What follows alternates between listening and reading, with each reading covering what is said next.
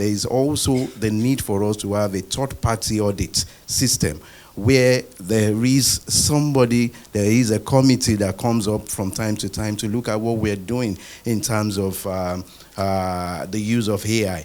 Because anyhow we look at it, like she talked about, there is the need for us to set the algorithms right.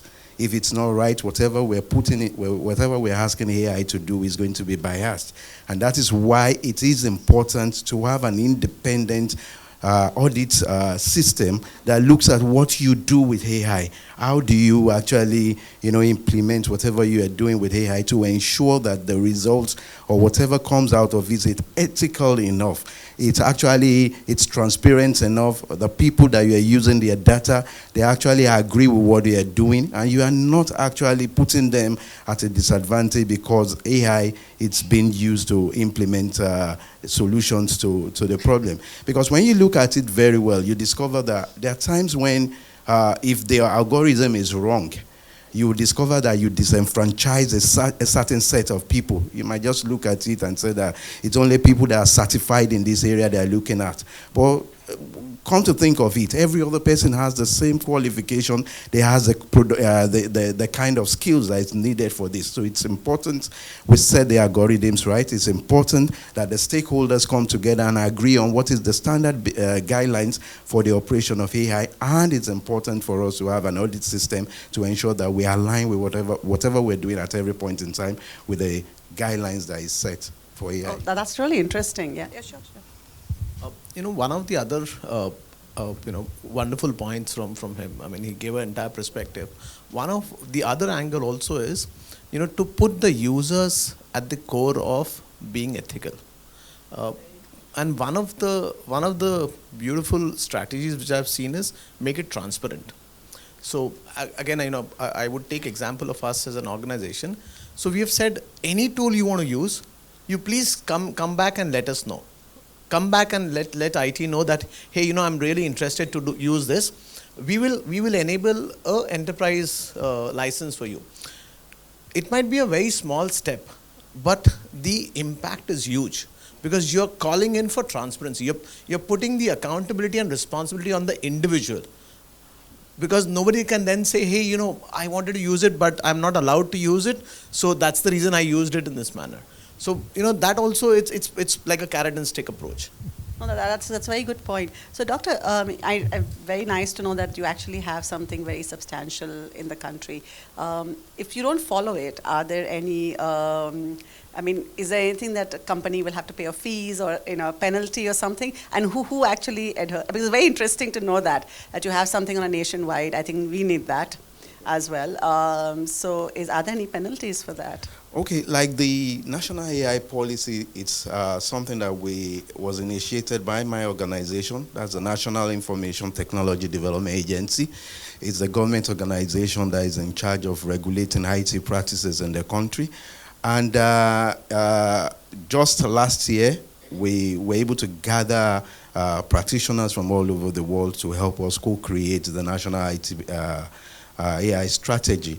And part of the work that the agency will be doing in the coming years is to ensure that every organization in the country aligns their AI use to the guidelines. And with time, the audit committee too will be coming up, and we're going to be looking at how do we ensure that these policies are implemented across board and ensure that there is compliance. Great. All the very best. Fantastic. So coming from ethics and all, human resources, the word talks about humans, right? And somewhere do you think AI, when you're talking to a bot or you're talking to a HR team member, which one would you prefer? Which one would you prefer? People? Okay, so Soumya is going to agree that there's an undeniable charm in technology that simplifies life. AI HR chatbots that engage with employees provide a glimpse into an efficient and responsive HR department. But doesn't the human element matter? Soumya is going to tell us if it does or it doesn't. Thank you, Chanchal. Good afternoon, everyone. So I'll ask you a question. It's in the middle of the day. You receive a mail from the chatbot that in the last couple of mails that you've sent, you've been sounding a little disengaged in your tone. So would you feel monitored or would you feel understood? Right, that's the question. So we need to understand that AI is here to stay. It's very important. It's incredible, right? It has made our work easier. It has increased our efficiency. It probably knows my caffeine intake more than I do, right? But when it comes to emotions and understanding emotions, it hits a wall. Because AI basically works and learns from the patterns in its data, whereas emotions are beyond patterns. Emotions are complex, they are very personal and often very unpredictable also. And emotions don't end at words. Emotions are also non-verbal in nature. We can understand them through body language, eye contact, tone of the person. All of this AI cannot do, right? If we let AI do this, let me explain you. For somebody's stress, other person, it can be a defocus zone. Exhaustion, everybody feels on the surface it is similar, but it can stem from our personal experiences, right? If AI thinks this person is disengaged, maybe the person is not disengaged. And if the data is not fit in AI to make it understand distress of a particular person, maybe grieving in a certain way, it can detect that there's no distress, but there's maybe a lot of distress. So that is what is very important to understand. AI can mimic conversational patterns. It cannot mimic empathy, especially coming from cultural context and coming from the history of the person. So like everybody mentioned here, we need to go for a hybrid approach. It's not a either or situation. It's a yin and yang situation where we need to use AI to increase efficiency, to reduce the data heavy work, resume screening, payrolls, PMS systems, and let HR also take care of the people at work, talk to them, let them ask them how are they doing, right? So let's not substitute anything, and all the companies here and all the HRs, we know that you have the budget to invest in AI, sophisticated AI. Also make the budget to invest in people who can take care of your people, right? So thank you, Chanchal. That's very well said. Investment in the right things. When we talk about AI, as we heard in the morning as well, there's a lot of data points that is taken into consideration. Would you agree? Yeah? So AI would need data to move ahead. I mean, it's as simple as that. If you have no data, the algorithms will not work, and you're going to be coming up with just something which is going to be nil. But sometimes, will this data be mistreated? Will it be misused? Okay? So doesn't company need to have policies to look at that and to prevent the misuse of data? Because a lot of employees are going to say, you have my personal data. How are you going to use that? Do I need to give my personal data to the organization? Even though we may be covered by a GDPR or by the new Data Protection Act in India, you will still have that question mark, right? So over to you, Pratik, and we're going to see what he thinks about it as well. All right, good afternoon, everyone. I think just adding to what others have been saying, I think AI is phenomenal. Everybody knows that. AI and automation have opened doors to unprecedented efficiency and insights. But it's a double-edged sword, right? I mean, it could actually help companies, but then there are data risks, like you said. So now let's address the risks that kind of could occur with the data misuse. So the first risk is privacy concerns, like you rightly said. The modern HR systems actually record a lot of data. They collect address records, performance records, they collect health records actually. So it's very important to protect this data because any kind of leak could potentially result in blackmail or identity theft potentially. Second is bias in AI, like I think Doctor has already talked about that. I think if the AI recruitment tools have been trained on a biased data set, they could potentially perpetuate inequality, which means that they could probably favor certain candidates from a certain university or certain genders, for example. And third, I think is erosion of trust. Like you said, employees distrust AI tools and AI surveillance. And that could lead to retention issues, and organizations could also potentially have reputational damage that could linger on for long. So the key policies, in my opinion, what the organizations should implement is transparency. First is it's very essential to disclose how AI is used to make decisions in your organization. So it should not be like a black box. And you should also potentially conduct audits regularly and also share the results of the audits to rebuild that trust. Secondly, regarding privacy, you should only collect data which is bare essential to process, right? To give you an example, LinkedIn's AI. So they do a lot of pre-screening using data. So they anonymize the candidate data to remove any kind of bias before they do that. Another aspect of privacy is implementing encryption, access control mechanisms. Those are all bare basic essential expectations, right? And third is informed consent. So when you collect data, the language that you use should be very easy for the employees to understand, should not have very jargon-heavy terms. And also I feel you should allow the employees to opt out of data collection for non-essential tracking. I understand it may not be possible for everything, but we should allow that. And the fourth, I think, which I think probably everybody would agree, is cybersecurity. Everybody should invest, organizations should invest in zero trust architectures and make sure the protocols are updated regularly to counter the evolving threats. Now, certain critics argue that having policies stifle innovation, right? I kind of disagree with that because I think I've seen a very good example in SAP's SuccessWorks platform. What their AI does is it actually also detects bias in job descriptions, as well as it also anonymizes and randomizes data when they suggest career development paths. So they don't have any PII while they actually run these algorithms. So that's good. So to summarize, essentially we need transparency, privacy, ethics, and cybersecurity, which are non-negotiable according to me. And I would just like to part by saying that at the end of the day, the future of HR isn't just about smarter tools, but it's also about employees who need to be, seen, heard, and made to feel safe. So that's about it. Thanks. Oh, that's great. Thank you.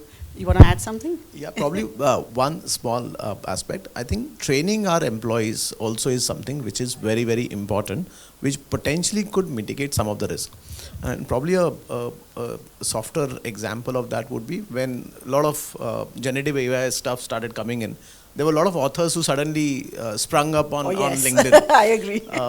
But then when you interacted with those so-called authors, the content was not there. So I think from that perspective also, right, giving that sense check to our employees also, I consider that as a responsibility of the employer. So that... Yeah, suddenly you find very well written emails suddenly coming out from people who would not be able to speak that sentence. I've had that experience. So, and I was like, I've spoken to this person. He is not of that caliber. So yeah, what you're saying is right. But I think people have taken it as a shortcut as well. And unfortunately, coming from that way of thinking, that's sad. So I agree with you. I mean, you do need training from that perspective. I think when you spoke about some data which you think an employee would not want to share, could you share what kind of data? Because I'll tell you for an example. Now, we're an IT, I work for an IT company. Now, there are certain things that we would require. For example, medical. Now, the reason we require it as HR is if somebody's, say, suffering from epilepsy, and if they have a fit or something in office, as HR, we are responsible to at least do some first aid. Now, if I tell them that it's okay not to share medical data, do you think that's fair to the employee? No, I think, like I said, I think non-essential data, you need to identify, first of all, what category of data falls into essential and non-essential. So something as important as, like you said, health records or medical data, which is probably very important. You need to collect that. End of the day, you need to collect. But then I think you need to have safeguards in place to ensure that the data is used only for the means that it is collected for. Agreed. Nothing else. Yeah. So I think primarily just you need to take care of that. At the end of the day, you need to collect data, so there's no way around it. Okay, cool. Soumya, any thoughts? For the, like in the data area, like just for everybody's information, I'm an organizational psychologist, so when it comes to technology, it's very glitz and glams, but yeah, I'm a little away from it. But no, I understand when you talk about the data privacy and all, because I mean, personally, I recently experienced few things in terms of not taking care of, like we do have a website and everything, but the protection and all, and how our data got leaked, and then my data also got leaked through HubSpot. which is my CRM platform.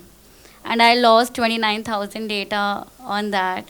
And then it is recovered, but it took us 20 days to recover. So imagine like the stress. So like having the like all these systems in place, and also what you mentioned, asking the users uprightly what all you want. A lot of things we had no idea about on HubSpot, such a big website, such a big platform, that all of these other things, like as small as a free user, you can't call them. Never in the signing, like while we were joining in, we knew all of this. So I think all of these things in terms of ethical mandates and all are very important to be taken care of. Like it's what I can say. Thank you. So as we stir towards the future of AI in HR, a balanced approach is imperative. While AI introduces unmatched efficiency and decision-making power, its ethical use is non-negotiable. The ultimate goal? Harnessing AI's potential to create a more equitable, transparent, and human-centric workplace should be everyone's goal. I'll just end by asking my panel for a brief two sentences, just to summarize what we have spoken about. So we can start with Soumya. Yeah. So again, I'll give my perspective. AI is great, but let's remember 5 things that AI can't replace. And I think when I started, there was one more person. I think Lola, sorry, I'm not sure about Lolly, sorry. You mentioned few things. I'll just reiterate that she mentioned few C's and all that cannot be replaced by AI is curiosity, courage, communication, connection, compassion, and creativity. These are 5 things that cannot be replaced by AI and humans, and let's make sure that we don't try to do that also in the workspace. Yeah, it's obvious that we cannot run away from AI. AI has come to stay, and we should ensure that AI is only restricted into areas of bulk activities that needs to be done. But when it comes to the area of empathy, supervising what AI has done, the human component is very important. We should always ensure that the human oversight, it's always there to ensure that any bias can actually be looked at before it's actually implemented to affect individuals. HR is about people, and HR is supposed to be people-centric, and therefore we need to always ensure that we don't leave the destiny of humans in the hands of machines. Thank you. Thank you. I think you mentioned some C's. I will go with some E's. So from my perspective, it is always going to be AI plus humans. It will always be that. I think the way we need to use AI and future tech is basically to educate, to engage, and to elevate the experience for the users or the stakeholders for that matter, because ultimately the experience is what matters and what stays with us. And to create that experience along with tools, we need human intelligence. And one thing which is not replaceable is the empathy aspect. And I think that is where humans will always be required. Data, just to end, one of the reports says that by 2030, there will be a delta of 2 lakh jobs in India where the requirement would be there, but the skilled talent will not be available. I think that will give a very good perspective to all of us where the future is, and do we still have jobs by 2030? So that's my perspective, AI plus human. Thank you. I think potentially all of us are on the same page over there. AI is here to say, and I'm all in for AI. And eventually, I think like they say, AI and augmented with humans. I feel more and more AI is going to take over and humans' dependency would reduce. But like I said, if there are safeguards and checks in place to ensure ethical use and balanced use of data, and it's only used to augment what the humans do and bring about better results for the organizations, I'm all in for the AI technologies. Great. Thank you so much. A big round of applause for my panel. Yeah, again. I hope you enjoyed the conversation. I think I have time for maybe 1 or 2 questions, if there are any, or even a comment. Anybody? Hi everyone, I'm Varuna. I'm from Mauritius. I am the CHRO of a hotel group there. Oh, lovely. So I have a comment rather than a question. Sure. I think we've been talking a lot about AI replacing the tasks being done by HR, but we've not talked enough about the other new functions that HR people are embracing since COVID, I think, whether it's crisis management or social media, the way we communicate, sustainability, DEI. There are so many new concepts in HR that we are embracing. Employee well-being is also another area where we're going to be more and more involved. So I think if we don't have AI, it's going to be impossible to do our job. Right. So because we are talking about today HR people who have a marketing mindset as well. So we really want HR to have all the skills, to solve the problems in an organization. So I think AI is a must with the right framework. Thank you so much. Thank you. Okay, thank you everyone. I'll just give you